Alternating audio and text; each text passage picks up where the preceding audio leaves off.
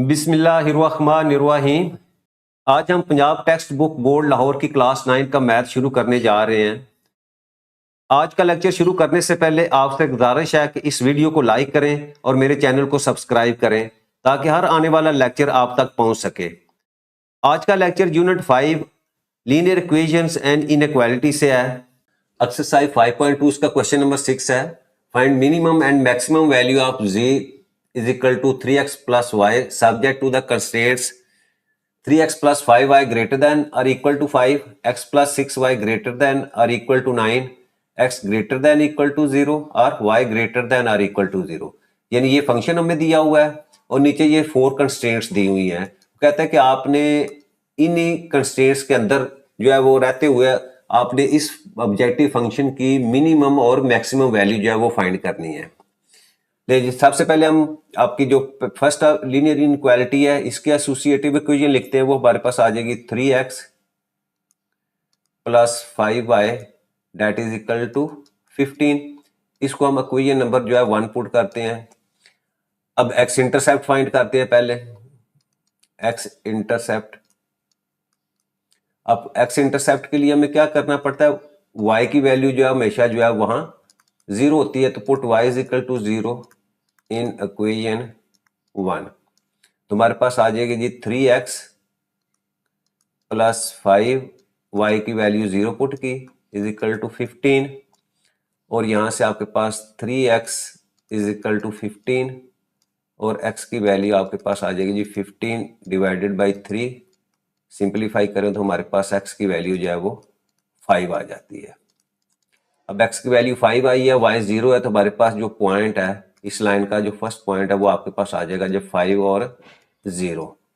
अब इसी तरह जो है y इंटरसेप्ट फाइंड करते हैं हम फॉर y इंटरसेप्ट। अब y इंटरसेप्ट का मतलब है कि x y के ऊपर जो है वो y को किस पॉइंट के ऊपर कट करना है। तो हमेशा y इंटरसेप्ट के ऊपर आपकी x की वैल्यू जो है वो 0 होती है, तो हम पुट करते हैं x is equal to 0 in equation 1। यहाँ x की वैल्यू 0 पुट कर दे बाद में तो आपके पास आ जाएगी 3 into 0 plus 5y is equal to 15।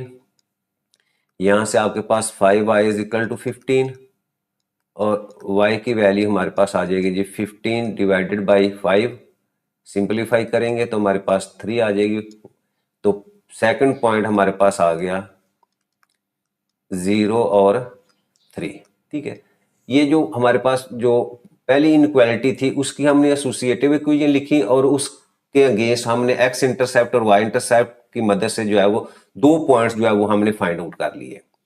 अब हम सेकंड जो है वो इनइक्वालिटी उसकी एसोसिएटिव इक्वेशन लिखते हैं। वो हमारे पास आ जाएगी जी x plus 6y is equal to 9। अब अगेंस्ट यहाँ x इंटरसेप्ट के लिए हम क्या करेंगे, put y is equal to 0 in equation 2। हमने इसको जो है वो इक्वेशन 2 का नाम दे दिया है। y 0 पुट करेंगे तो आपके पास x plus 0 is equal to 9। यहाँ से आपके पास x की वैल्यू 9 आ जाएगी और हमारे पास जो इस इक्वेशन का फर्स्ट पॉइंट आ गया वो आपके पास 9 और 0 आ गया। अब y इंटरसेप्ट के लिए अगेन हम पुट करेंगे, put x is equal to 0 in equation 2। x 0 put करेंगे तो आपके पास वैल्यू आ जाएगी 0 plus 6y is equal to 9। यहाँ से 6y इज इक्वल टू 9 और y आपके पास आ जाएगा जी 9/6।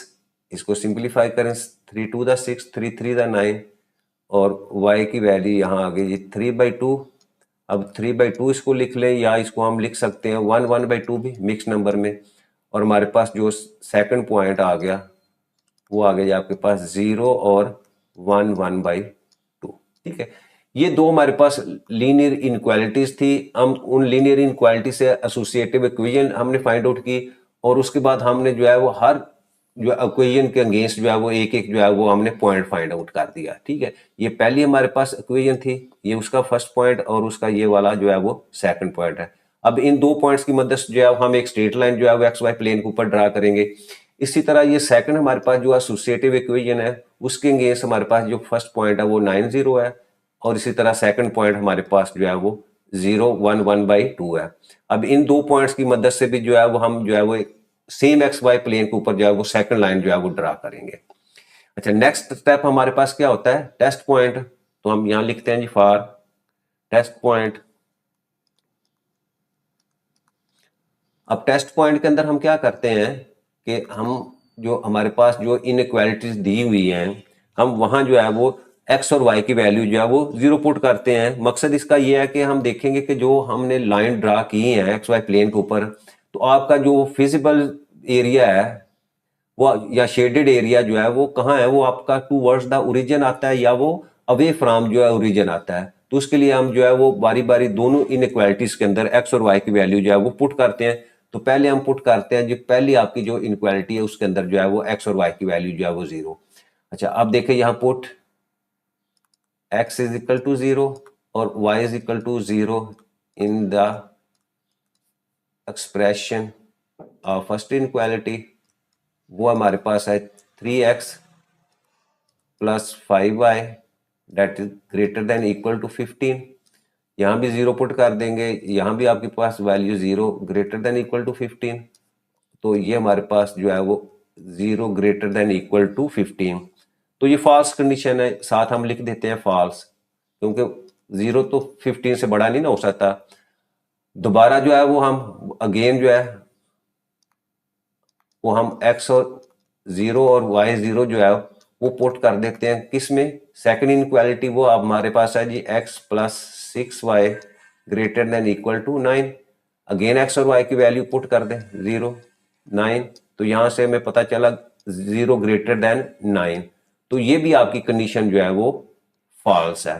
यानी दोनों टेस्ट पॉइंट में हमने देखा दोनों इनक्वालिटी जो है वो ये शो कर रही है कि आपका जो फिजिबल जो है वो शेडेड पोर्शन जो है अब अवे फ्रॉम ओरिजिन है। ठीक है। अच्छा, अब उसके बाद हमारे पास जो है वो एक दो और कंडीशन जो है कंस्ट्रेंट्स दी हुई हैं। वो कंस्ट्रेंट्स क्या दी हुई हैं, वो ये दी हुई है कि आपका जो है x जो है वो भी ग्रेटर देन इक्वल टू 0 है और y जो है वो भी ग्रेटर देन इक्वल टू 0 है। इनको हम कहते हैं जी ये हमारी नॉन नेगेटिव कंस्ट्रेंट्स है। नॉन नेगेटिव कंस्ट्रेंट्स का क्या मतलब है कि आपका जो फिजिबल रीजन है वो फर्स्ट क्वाड्रेंट में है। ये लिख देते हैं कि आपका जो feasible region is in the first quadrant, यानी आपका जो शेडेड पोर्शन होगा वो सिर्फ और सिर्फ जो है वो आपके फर्स्ट क्वाड्रेंट के अंदर होगा। अब हम इन्हीं की मदद से जो है वो लाइन ड्रा करते हैं। अब देखिए हमारे पास पहले हम इन दो पॉइंट्स को लेके लाइन ड्रा की, फिर ये सेकंड पॉइंट्स को लेके लाइन ड्रा करेंगे और आपका जो अपना टेस्ट पॉइंट से हमें पता चला कि आपका जो है shaded portion away from origin होगा। और आखिरी जो हमारे पास ये इनक्वालिटीज दी हुई थी या कंस्ट्रेंट दी हुई थी x greater than equal to 0 और y greater than equal to 0, ये शो कर रहा है कि आपका फर्स्ट क्वाड्रेंट जो है वही आपका जो है वो फिजिबल रीजन है। ठीक है।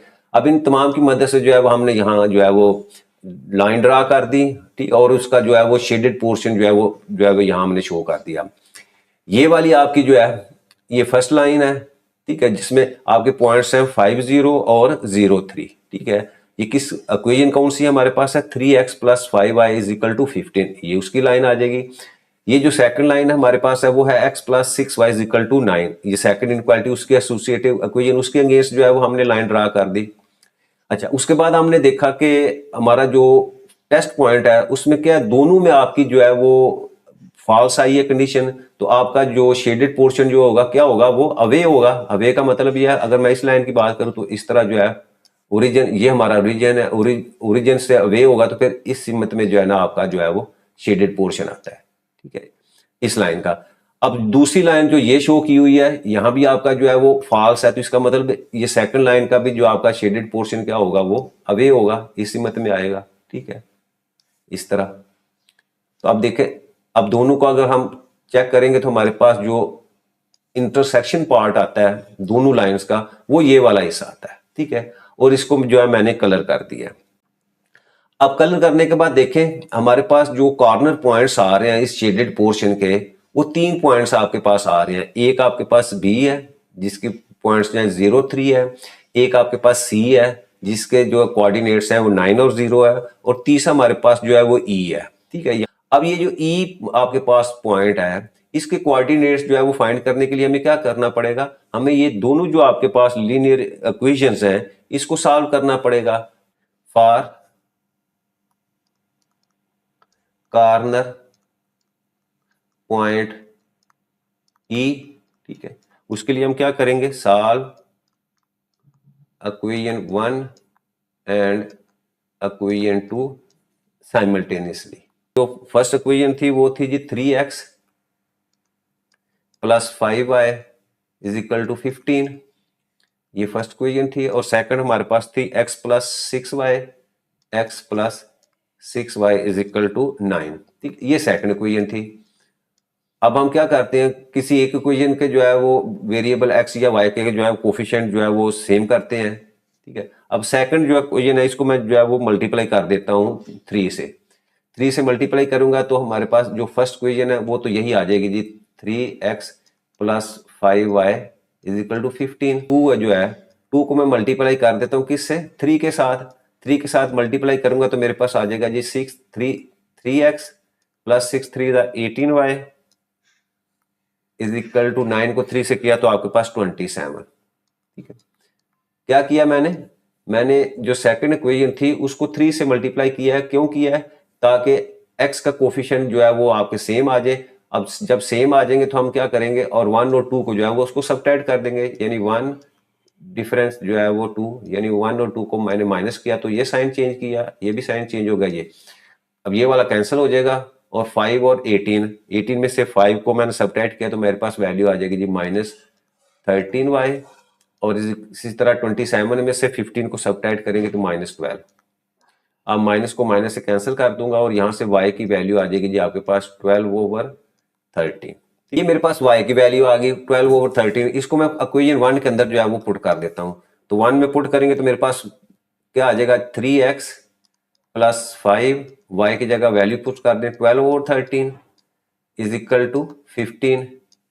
अब यहाँ से आपके पास 3x प्लस 5 को 12 से मल्टीप्लाई करें तो आपके पास 60/13 इज इक्वल टू 15, और यहाँ से 3x is equal to 15 minus 60/13 को हमने दूसरी तरफ लेके गए, और यहाँ से आपके पास 3x इज इक्वल टू, अब इसका एलसीएम लेंगे तो 13 को मैंने नीचे लिखा और 13 को 15 से मल्टीप्लाई किया तो आपके पास 195 आ जाएगा -60, और इसको सबट्रैक्ट किया तो आपके पास 135 डिवाइडेड बाई 13 वैल्यू आ गई, ठीक है। ये 3x की वैल्यू आई, और यहाँ से x की वैल्यू किसके इक्वल आ जाएगी, 135, और 13 पहले मौजूद है और ये 3 जो है दूसरी, ये भी जाके जो है नीचे डिवाइड हो जाएगा। इसको मैं सिंप्लीफाई कर लूँ, 3 1 3, 3 4 12 और 3 5 15, तो आपके पास x की वैल्यू आ जाती है जी 45/13। ये मेरे पास जो है वो x की वैल्यू आ गई। अब मेरे पास x की वैल्यू और y की वैल्यू जो है वो आ गई। x की वैल्यू मेरे पास है जी 45/13 और y की वैल्यू है 12/13। अब ये वैल्यू जो है मैं यहाँ जो है कॉर्नर पॉइंट ई के ऊपर जो है यहाँ लिखता हूँ, तो अब हमारे पास x की वैल्यू मैं क्या लिखूंगा जी, वो है जी 45/13, 45/13, और y की वैल्यू मेरे पास है जी 12/13। अब मेरे पास ये कॉर्नर पॉइंट्स आ गए। अब हम इन कॉर्नर पॉइंट्स को हमने क्या करना है, हमारा जो ऑब्जेक्टिव फंक्शन है उसके अंदर हम पुट करेंगे और मैक्सिमम और मिनिमम वैल्यू जो है वो हम फाइंड आउट कर लेंगे। अब मेरे पास जो ऑब्जेक्टिव फंक्शन है वो है जी दिया हुआ z is equal to 3x plus y, ये मेरा ऑब्जेक्टिव फंक्शन है। और मेरे पास जो कॉर्नर पॉइंट्स आए हैं, कॉर्नर पॉइंट्स आर, वो मेरे पास b है एक, उसके कोऑर्डिनेट्स हैं 0 3, c है मेरे पास 9 0, और ई हमने फाइंड किया, उसको सॉल्व करने के बाद उसके कोऑर्डिनेट्स मेरे पास आ गए हैं जी 45/13 और 12/13, ठीक है। ये कॉर्नर पॉइंट्स आ गए हैं। एक दफा दोबारा हम उसको देख लेते हैं। बी आपके पास 0 3 है, इसी तरह सी 9 0 है, और ई के कोऑर्डिनेट्स 45/13 और 12/13 है, ठीक है। अब हमने क्या करना है, 1 by 1 इन कॉर्नर पॉइंट्स को जो है इस फंक्शन के अंदर जो है वो पुट करना है। अब ये जी फंक्शन है, इसको हम इस तरह भी लिख सकते हैं कि फंक्शन ऑफ एक्स वाई, क्योंकि इस फंक्शन के अंदर आपके वेरिएबल क्या है, वो एक्स और वाई है। तो हमने एक्स और वाई में जो है वो आपके ये कॉर्नर पॉइंट्स जो है इनकी वैल्यू जो है वो पुट करनी है। तो सबसे पहले लिखें जी एट पॉइंट, फर्स्ट पॉइंट जो हमारा पास बी है, उसके कोऑर्डिनेट्स हैं 0 3 हैं। इन पॉइंट्स को आप पुट कर दें फंक्शन जी के अंदर, तो हमारे पास आ जाएगा जी 3, एक्स की वैल्यू 0 पुट कर दी और वाई की जगह 3 पुट किया, तो मेरे पास 0 + 3 = 3। ये पहला जो है वो पॉइंट, उसके अगेंस्ट जो है मेरे पास वैल्यू आ गई। सेकंड है जी एट पॉइंट सी। अब सी के कोऑर्डिनेट्स क्या है, 9 और 0 है।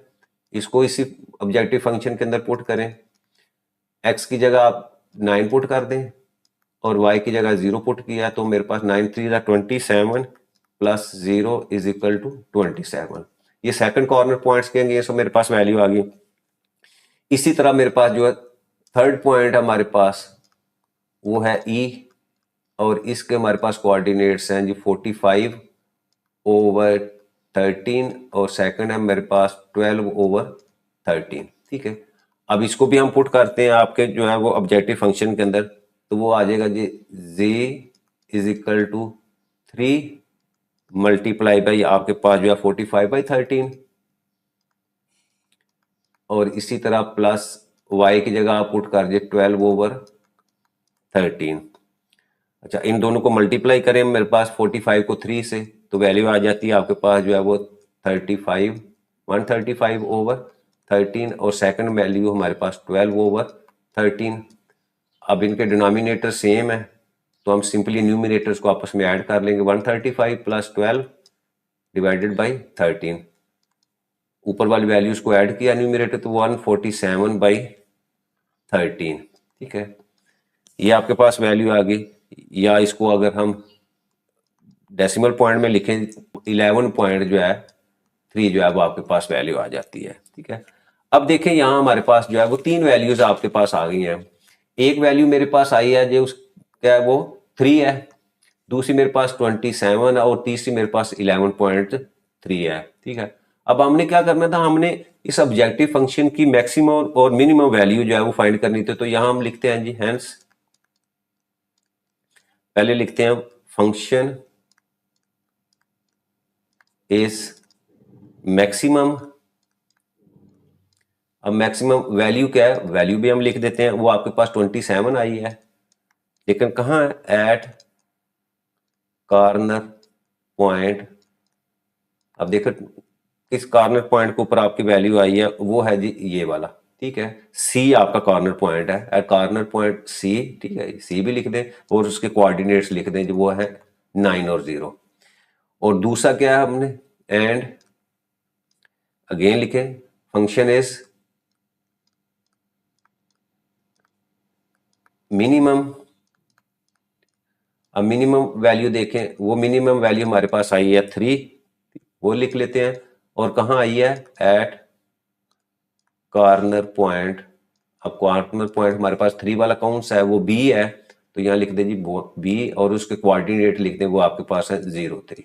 ठीक है, तो ये मेरे पास जो है वो आखिरी क्वेश्चन था इस एक्सरसाइज का, वो कंप्लीट हो जाता है।